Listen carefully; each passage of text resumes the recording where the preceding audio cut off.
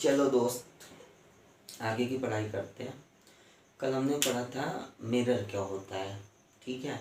और मिरर से related term समझ लिए थे। सेंटर ऑफ कर्वेचर क्या होता है, पोल ऑफ द मिरर क्या होती है, फोकस क्या होता है, फोकल लेंथ क्या होती है, ये सारी चीज़ें हम समझ चुके थे। अब आगे आज देखते हैं इमेज फॉर्मेशन।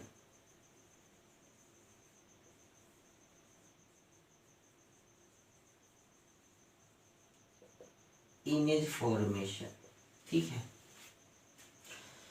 देखो, इमेज फॉर्मेशन आप जानने से पहले एक चीज़ देखो कि हमें कोई ऑब्जेक्ट दिखाई कैसे देती है।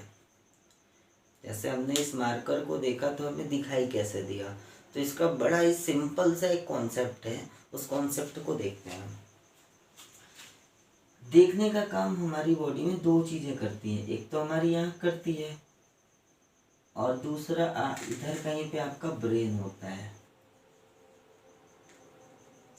इधर आपका कहीं पे ब्रेन होता है, तो ब्रेन करता है। जैसे आप एग्जांपल के लिए समझो, चीज़ें, आँख तो आपकी चीज़ों को देखती है। कभी आप जैसे घर में कुछ सामान आपका गुम हो जाए, जैसे आप सपोज कर लो चाबी, कोई चाबी आपकी गुम हो जाती है, ठीक है, तो आप उसे खोजते हो, ठीक है। यहाँ पे आपकी चाबी रखी है, आप ऐसे नज़र दौड़ाते हो लेकिन आपको चाबी नहीं दिखती है।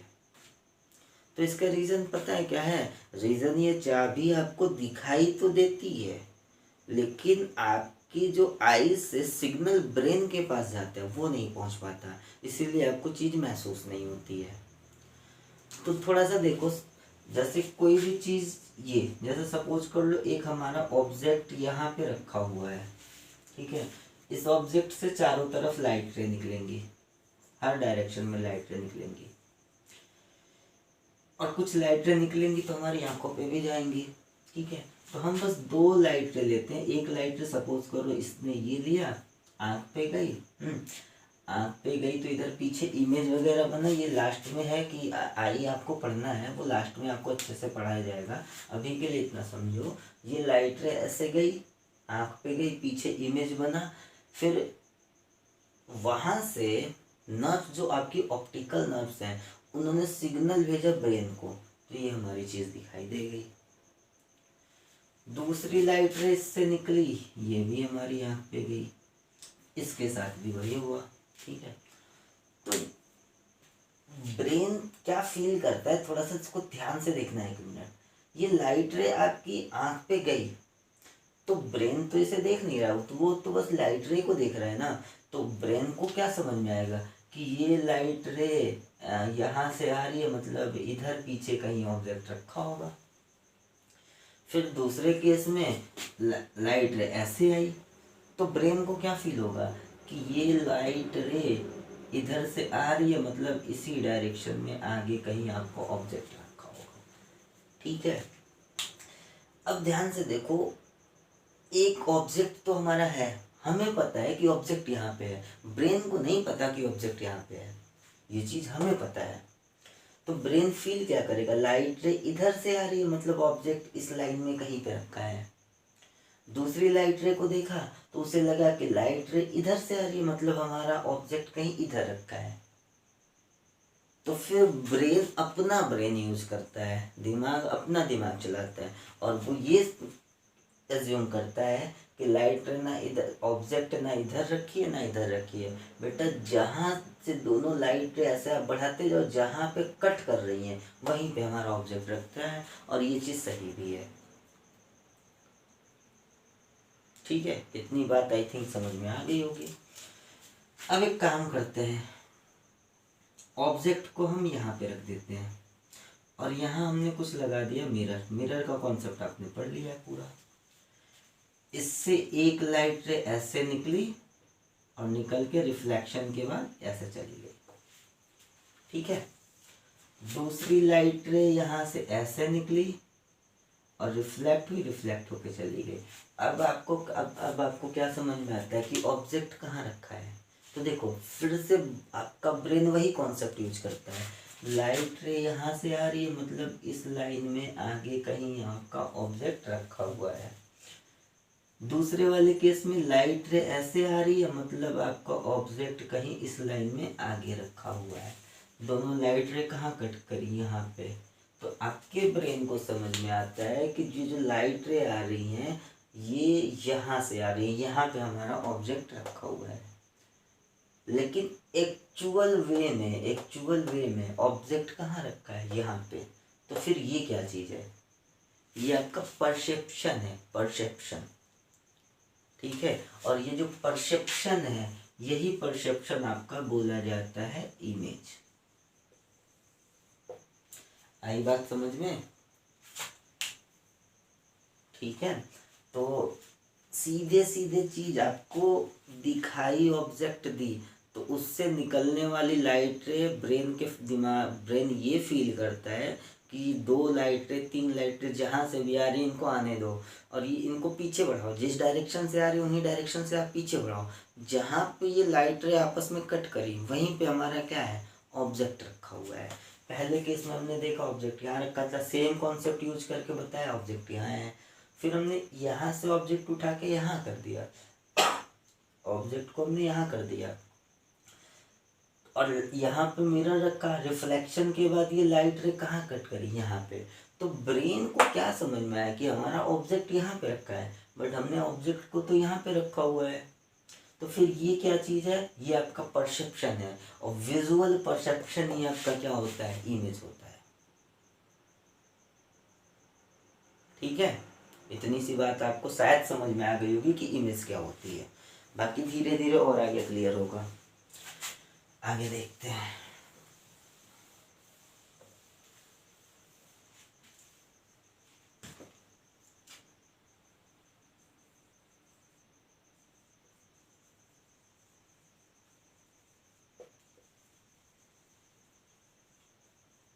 Image formation by spherical mirror.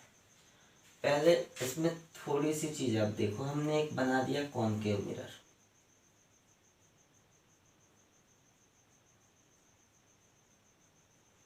हमने बनाया कॉनकेव मिरर। कल की क्लास में आपने पढ़ा था, अगर कॉनकेव मिरर होगा तो इसका कहीं ना कहीं सेंटर ऑफ कर्वेचर होगा, और कहीं ना कहीं इसकी पोल होगी, पोल। और सेंटर ऑफ कर्वेचर और पोल को आप मिला देते हो तो ये आपकी क्या बनती है, प्रिंसिपल। ये आपकी बनती है प्रिंसिपल एक्सिस। ठीक है, चलो हम एक काम करते हैं, इसमें 1-2 रूल्स हमें समझने हैं, उन्हें थोड़ा समझते हैं। तो उसके लिए मैं अभी साइड में एक चीज बता देता हूँ। ठीक है, जैसे ये आपका कोई सर्कल है, अभी सर्कल आपने पढ़ा होगा, तो सर्कल है, सेंटर से अगर कोई लाइन खींचते हैं उसके सरकमफेरेंस पे, तो ये हमेशा कितने डिग्री का एंगल बनाती है, सरफेस से 90 डिग्री का। सर्कल ये स्फीयर है, तो स्फीयर में आप वर्ड यूज करोगे सरफेस का। ठीक है, तो सपोज कर लो ये स्फीयर है, सेंटर से आप ये लाइन खींचो स्फीयर पे, तो ये जो इसका सरफेस है इससे कितना एंगल बनाएगी, 90 डिग्री। आप यहाँ पे खींचो एंगल, इस सरफेस से कितना बनेगा, 90 डिग्री। यहाँ से खींचो कितना बनेगा, 90 डिग्री। यहाँ से खींचो कितना बनेगा, 90। मतलब ये सारे क्या हैं आपके, नॉर्मल है, सारे के सारे क्या है, नॉर्मल है। ठीक है, हम एक लाइट रे लेते हैं जो प्रिंसिपल एक्सिस के पैरेलल है। ठीक है, इतनी बात समझ लो, एक हमने लाइट रे लिया जो प्रिंसिपल एक्सिस के पैरेलल है। अच्छा, लॉ ऑफ रिफ्लेक्शन क्या कहता है, लॉ ऑफ रिफ्लेक्शन आपको ये कहता है कि जहाँ पे भी सरफेस को बीम ऑफ लाइट कट करे या लाइट रे कट करे, वहाँ पे आपको क्या करना है, एक नॉर्मल ड्रा करना है। और ध्यान से देखो, नॉर्मल ड्रॉ करोगे तो नॉर्मल कहाँ से पास होगी, सेंटर से पास होगी। यानी हमने यहाँ पे एक नॉर्मल ड्रॉ कर लिया, और ये कहाँ से पास होगी, सेंटर से। ये हमने क्या कर लिया, नॉर्मल ड्रॉ कर लिया। लॉ ऑफ रिफ्लेक्शन का पहला फर्स्ट लॉ क्या होता है, फर्स्ट लॉ ये होता है, angle of incidence is equal to angle of reflection. Angle of incidence equal to angle of reflection. ठीक है, आपतन कोण परावर्तन कोण के बराबर होता है। तो अगर हमने मान लिया कि ये एंगल भाई एंगल ऑफ इंसिडेंस क्या होता है भाई, ये आपका इंसिडेंट लाइट रे और ये नॉर्मल, इनके बीच में जो एंगल बनता है वो एंगल ऑफ इंसिडेंस, और रिफ्लेक्टेड रे के बीच में जो एंगल बनता है वो एंगल ऑफ रिफ्लेक्शन। तो इंसिडेंट रे और नॉर्मल के बीच में जो एंगल बना वो आपका क्या बन गया, एंगल ऑफ इंसिडेंस। ठीक है, जितना एंगल ये बनेगा उतना ही एंगल ऑफ रिफ्लेक्शन बनेगा, और एंगल ऑफ रिफ्लेक्शन किसके किसके बीच में होता है, नॉर्मल और रिफ्लेक्टेड रे के। ये आपका नॉर्मल है और ये आपकी रिफ्लेक्टेड रे है, इनके बीच में एंगल जो बना वो कितने का बन गया, थीटा का। ठीक है, और कल की क्लास में आपने देखा था कि कोई भी लाइट रे प्रिंसिपल एक्सिस के पैरेलल आ रही है तो वो रिफ्लेक्शन के बाद कहाँ से जाती है, फोकस से। तो ये वाला पॉइंट आपका क्या बना, फोकस। इतनी बात समझ में आई, ठीक है। चलो अच्छा, इसका उल्टा करके देखते हैं। अगर प्रिंसिपल एक्सिस के पैरेलल लाइट रे आ रही है तो रिफ्लेक्शन के बाद कहाँ से जा रही है, फोकस से। उल्टा कर दो, जो लाइट रे फोकस से निकलेगी वो रिफ्लेक्शन के बाद कहाँ से जाएगी, प्रिंसिपल एक्सिस के पैरेलल। तो पहला पॉइंट इसमें नोट कर लो आप, लाइट रे विच इज कमिंग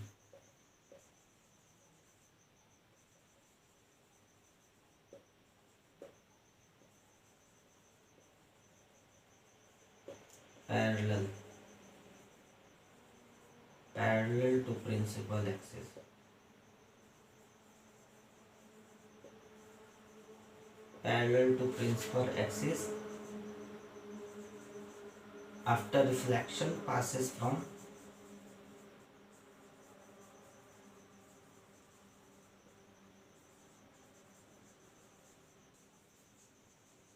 focus। पहला पॉइंट, ठीक है, इसे नोट करिए आप।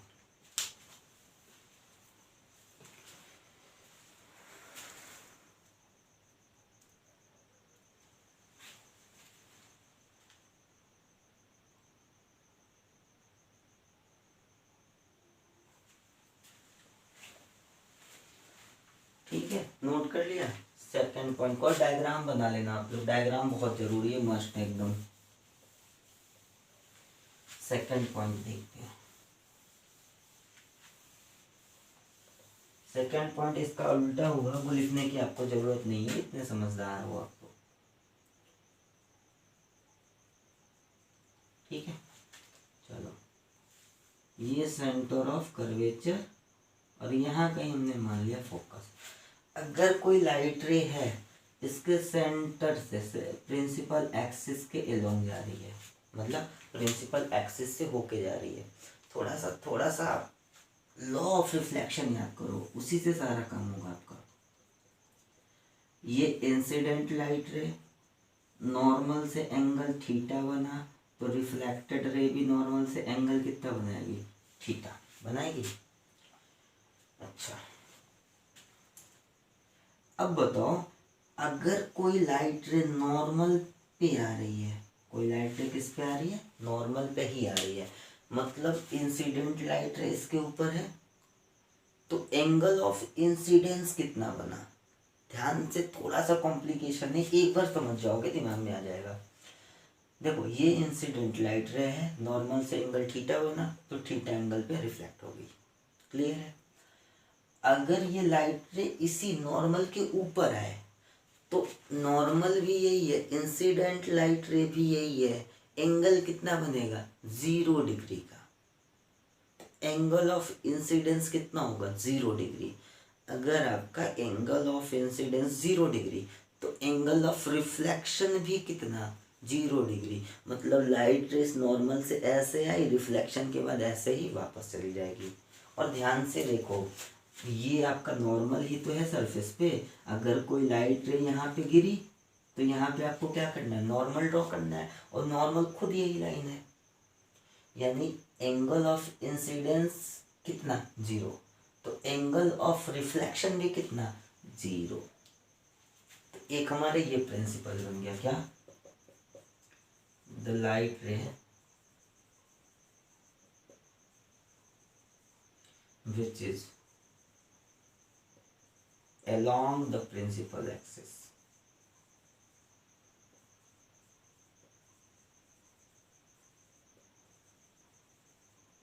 After reflection,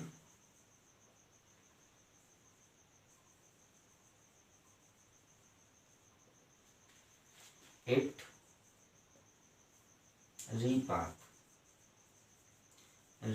मतलब खुद अपने पाथ जो जिस रास्ते से आई है उसी रास्ते से वापस चली जाएगी। क्लियर है इतना? नोट करिए, फिर इसके आगे देखते हैं।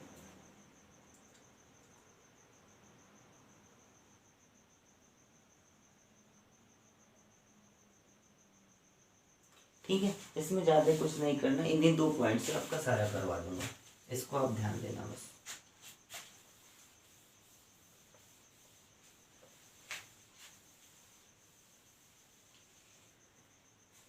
अब हम एक केस लेते हैं, इमेज बना के देख लेते हैं कि कैसे इमेज बनती है। ये आपका कॉन्केव मिरर, कहीं पे आपका सेंटर ऑफ कर्वेचर होगा और कहीं पे आपकी पोल होगी। सेंटर ऑफ कर्वेचर और पोल को मिलाओगे तो ये आपकी क्या बनेगी? Principal axis. और यहाँ पे कहीं पे आपका क्या होगा? फोकस। ठीक है, इतनी बात है। हमने मान लिया हमारा एक ऑब्जेक्ट यहाँ पे रखा हुआ है ए बी, एक ऑब्जेक्ट हमारा ए बी है। ठीक है, इस ऑब्जेक्ट की इमेज कैसे बनेगी वो देखो। तो एक लाइट रे इसके टिप से हमने लिया, अब आप देख रहे हो ये लाइट रे जो है प्रिंसिपल एक्सिस के, ये आपको हर केस में काम करना है, ध्यान देना। तो हमने इसके टिप से एक लाइट रे ली जो प्रिंसिपल एक्सिस के पैरेलल है। ठीक है, ये आपका यहाँ पे गई और आपको एक कॉन्सेप्ट पता है कि जो लाइट रे प्रिंसिपल एक्सिस के पैरेलल आती है वो रिफ्लेक्शन के बाद कहाँ से पास करेगी? उसके फोकस से। तो इस लाइट रे को हमने क्या किया? फोकस से पास करवा दिया। ठीक है, दूसरा कॉन्सेप्ट अभी आपने पढ़ा कि जो लाइट रे इसके फोकस से जाएगी, जो लाइट रे फोकस से होके आएगी, भाई इधर से कहीं से आ रही है तो इसके फोकस से ही तो आ रही है। यहाँ पे देखो फोकस से आ रही है। जो लाइट रे इसके फोकस से आएगी वो रिफ्लेक्शन के बाद क्या होगा? प्रिंसिपल एक्सिस के कहाँ चली जाएगी? पैरेलल। प्रिंसिपल एक्सिस के ये आपकी पैरेलल निकल गई। अगर आपने यहाँ पे अपनी आँख को सेट कर दिया, आप यहाँ से देख रहे हो तो आपको क्या समझ में आ रहा है? एक लाइट रे आपकी आँख पे ऐसे पड़ेगी, दूसरी लाइट रे ऐसे पड़ेगी। तो अभी कॉन्सेप्ट आपने क्या पढ़ा था? आपने कॉन्सेप्ट ये पढ़ा था कि ब्रेन क्या यूज करेगा? इन दोनों लाइट रे को पीछे भेज देगा और जहाँ पे कट करी है ये समझेगा कि हमारा ऑब्जेक्ट वहीं पे रखा है। तो लाइट रे निकली कहाँ से थी? पॉइंट बी से, और ये कट कहाँ पे करी? यहाँ पे। तो आपके ब्रेन को क्या समझ में आया कि ये हमारा पॉइंट बी है, लेकिन एक्चुअल में पॉइंट बी कहाँ है? यहाँ पे। और एक्चुअल में यहाँ पे है, दिख यहाँ पे रहा है, तो ये क्या चीज़ है? इसकी इमेज है। तो हमने इमेज का नाम रख लिया बी डैश। इतनी सी बात क्लियर है। एक ही बात करते हैं, ये पॉइंट ए, लाइट रे, अब एक ही कॉन्सेप्ट इसका लो, ये लाइट रे इसके पैरेलल प्रिंसिपल एक्सिस के अलोंग जा रही है, तो ये वापस भी इसी पे आएगी, ऐसे जा रही है तो ऐसे वापस भी आएगी। ठीक है, अब देखो जो हमारा B है वो प्रिंसिपल एक्सिस के, ये जो AB है ये प्रिंसिपल एक्सिस के कैसे है? परपेंडिकुलर है, लंबवत है। तो यहाँ से आप एक चीज़ ये भी समझ सकते हो कि अगर ऑब्जेक्ट प्रिंसिपल एक्सिस के परपेंडिकुलर है तो हमारा इमेज जो बनेगा वो भी प्रिंसिपल एक्सिस पे कैसा बनेगा? उसके परपेंडिकुलर ही बनना है। और आपने बी को ट्रेस कर लिया, बी की इमेज यहाँ पे क्या बनी? B dash. यानी आपकी जाहिर सी बात है कि हमारा जो इमेज बनेगा वो ये बनेगा, ए डैश बी डैश। समझ में आई बात? नहीं समझ में आ रही तो वीडियो रोक के पॉज करके एक बार आराम से समझो, फिर देखो आराम से क्लियर हो जाएगा। यही आपको पूरा एक कॉन्सेप्ट पढ़ना है, इमेज फॉर्मेशन, और इसी पे पूरी आपकी मिरर खत्म होगी, पूरा लेंस खत्म होगा।